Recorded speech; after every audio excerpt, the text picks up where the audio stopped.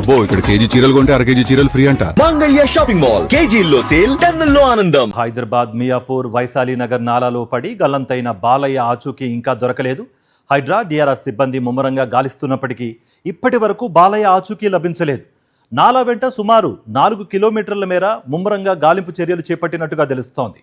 మరోవైపు 2 రోజులైనా బాలయ్య ఆచూకీ తెలియకపోవడంతో అతని కుటుంబ సభ్యులు ఆందోళన వ్యక్తం చేస్తున్నారు. కాంట్రాక్టర్లు, అధికారుల నిర్లక్ష్యం వల్లే ఈ ప్రమాదం జరిగిందని ఆగ్రహం వ్యక్తం చేస్తున్నారు. వేసవిలోనే కంప్లీట్ చేయాల్సిన పనులను వర్షాకాలంలోనూ చేయకపోవడంతో ఇలాంటి ప్రమాదాలు జరుగుతున్నాయని స్థానికులు ఆరోపిస్తున్నారు.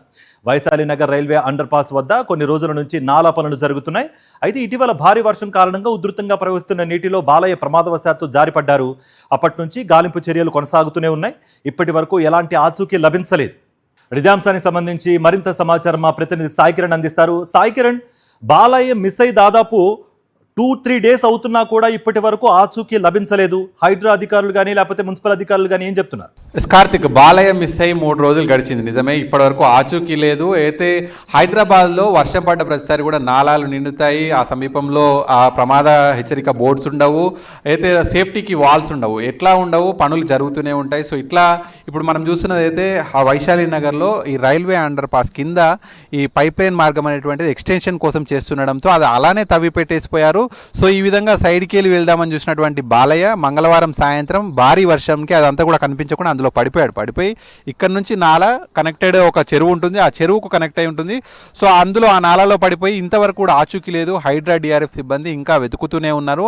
బాలయ్య ఆచూకీ నాలాలో ఉందా, చెరువులో ఉందా, ఎక్కడ ఉంది అనేటువంటిది మాత్రం వెతుకుతూనే ఉన్నారు. సో హైదరాబాద్లో వర్షాలు పడ్డప్పుడు ఈసారి ఎవరు మరణించకూడదు అని చెప్పి సీఎం రేవంత్ రెడ్డి చాలా స్పష్టంగా అధికారులకు ఆదేశాలు ఇచ్చారు. వర్షాకాలం వచ్చినా కూడా అధికారులు రోడ్ల మీదకి రాకపోవడం పైన ఏకంగా సీఎం అసంతృప్తి వ్యక్తం చేశాడు. వర్షం పడుతున్నా కూడా ఒక్క అధికారి రోడ్ల మీద కనిపించట్లేదు. అసలు ఆ రోజు ఏదైతే మే 9న వర్షం పడ్డప్పుడు ఒక్కరు అధికారి కూడా రోడ్ పైన లేనప్పుడే సీఎం రేవంత్ రెడ్డి చాలా సీరియస్ అయ్యారు. ఆ రోజు ఎవరెవరు డ్యూటీలో ఉన్నారు, ఎవరెవరు ఆఫీసులలో కార్యాలయాల్లో కూర్చున్నారు, ఇంట్లో ఎవరు ఉన్నారని చెప్పి కూడా లెక్క తీయండి అని చెప్పి కూడా చీఫ్ సెక్రటరీకి, డీజీపీకి ఆదేశాలు జారీ చేశారు. సో ఎందుకంటే ఇట్లా ప్రజలు తెలియకుండా నాలాల్లో ఇటు ఓపెన్ చేసినటువంటి నాలాల్లో పడిపోయి చనిపోతారు అనేటువంటి ఇన్సిడెంట్ తోటే సీఎం రేవంత్ రెడ్డి ఈ ఆదేశాలు ఇచ్చారు. అయినా కూడా మళ్ళీ ఈసారి వర్షం పడ్డది, మళ్ళీ ఈసారి ఒక అతను గల్లంత అయిపోయాడు.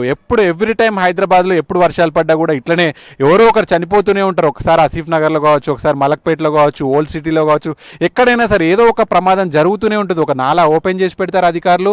ఎందుకు నాలాలు ఓపెన్ చేసి పెడతారంటే అక్కడ నిండిపోతూ ఉంటాయి, అక్కడ నీళ్ళన్నీ కూడా నిలిచిపోతూ ఉంటాయి. సో వాటిని అవి లోపలికి వెళ్ళిపోవడానికి ఓపెన్ చేసి పెడతారు, మళ్ళీ అవి క్లోజ్ చేయరు. అవి ఎందుకు అక్కడ నిండిపోతాయంటే లోపల చెత్త చెదారం అవన్నీ కూడా ఉంటాయి. అవన్నీ కూడా ఎప్పటికప్పుడు క్లీన్ చేస్తే అక్కడ నీళ్లు నిలిచి ఉండవు. కానీ అవన్నీ ఓపెన్ చేసి పెట్టిపోతారు. ఎవరో ఒకరు తెలియకుండా అక్కడ నడుచుకుంటూ వెళ్ళి లోపల పడిపోతుంటారు. ఈసారి కూడా వైశాలి నగర్లో కాంట్రాక్టర్స్ వర్షాకాలం వచ్చినప్పుడు పనులు స్టార్ట్ చేశారు. అసలు వర్షాకాలం వచ్చినప్పుడు ఈ పనులు అనేటువంటి స్టార్ట్ చేయకూడదు. వేసవి కాలం ముగుస్తుందనగానే ఇట్లాంటి పనులన్నీ కూడా క్లోజ్ చేసుకోవాలి. కానీ వర్షాకాలం స్టార్ట్ అయ్యేటప్పుడు ఈ పనులు స్టార్ట్ చేశారు. సో వర్షాకాలంలో ఈ సివిల్ వర్క్స్ చేయకూడదు, ఎందుకంటే వర్షాలు నిండిపోయి పూర్తిగా రోడ్లన్నీ కూడా మునిగిపోతుంటాయి. సో వాహనదారులకు కావచ్చు, నడుచుకుంటూ వెళ్ళే వాళ్ళకి అవి కనబడకుండా అందులో పడిపోతుంటాయి. సో మళ్ళీ ఈ వర్షాకాలంలో ఈ పనులు చేసినటువంటి కాంట్రాక్టర్ పైన చర్యలు తీసుకోవాలనేటువంటి స్థానికులు కోరుతున్నారు.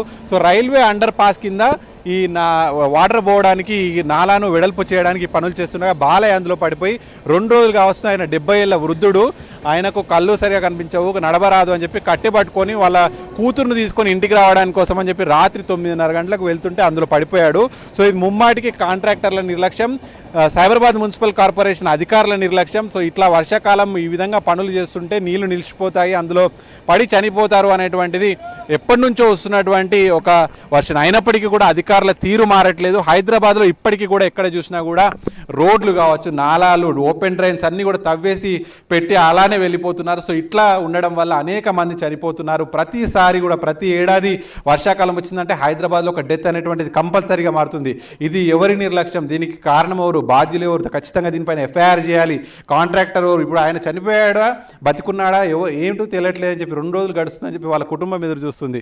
సో మరి ఇటువంటి నిర్లక్ష్యం పైన, అధికారుల నిర్లక్ష్యం పైన ఖచ్చితంగా చర్యలు తీసుకోవాలి. వర్షాకాలం వస్తున్నా కూడా రోడ్లన్నీ ఈ విధంగా ఉంటే మరి నీళ్లు నిలిచిపోయి నడవరాని పరిస్థితులు ఉంటే హైదరాబాద్లో ఎట్లా ఉండేది, ఎట్లా నడిచేది? ఇన్ని ట్యాక్సులు కడుతున్నా కూడా రోడ్లు ఈ విధంగా ఉంటున్నాయి అనేటువంటి ప్రజలు గగ్గోలు పెడుతున్నారు. సో మరి బాలయ్య ఆచూకీ కోసం సమీపంలోని చెరువులో గాలిస్తున్నారు, 2 చెరువుల్లో గాలిస్తున్నారు.